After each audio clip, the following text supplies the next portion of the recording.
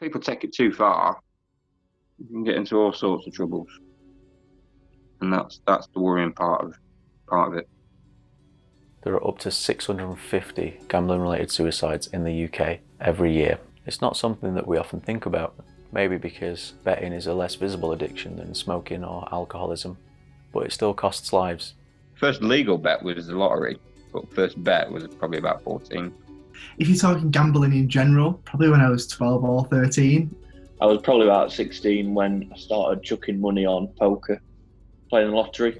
Bingo, poker, bandits, yeah, all of the above. All of the above. I've done slot machines. I've done bingo. Who hasn't done bingo?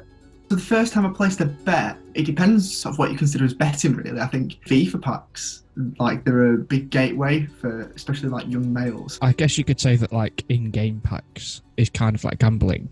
In-game purchases on things like headball 2, 8-ball pool. Once you start going down that road, it becomes difficult to get out of, and you start to get hooked in. I was spending more and more money every year. It's a multi-billion-dollar industry. EA Sports made, I think it was around a third of the revenue just from FIFA microtransactions. Like this group family thing, we used to play poker, but it was for cash. Yeah, Mum and Dad used to do the lottery all the time, and they used to bet on the national as well when I was younger. And they'd let me choose a horse, but obviously I wasn't placing the bet. I didn't really know they were betting. They were just like, choose a horse.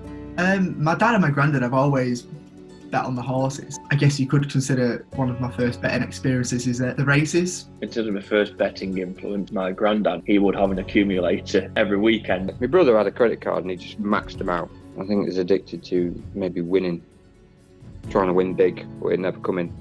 If you are into sport, I don't think you can ever avoid any kind of advertising on betting. On my phone, scrolling through social media, very regularly get the promo ads. I see it a lot on YouTube. Like when you're on YouTube and stuff, there's always 888 Casino, whatever it is. A betting shop in itself is surely an advert, but I don't think you can drive many places these days without seeing one.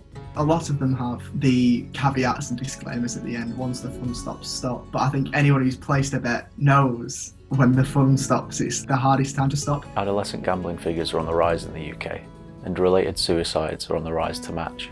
The digital age has made gambling addiction more accessible than ever.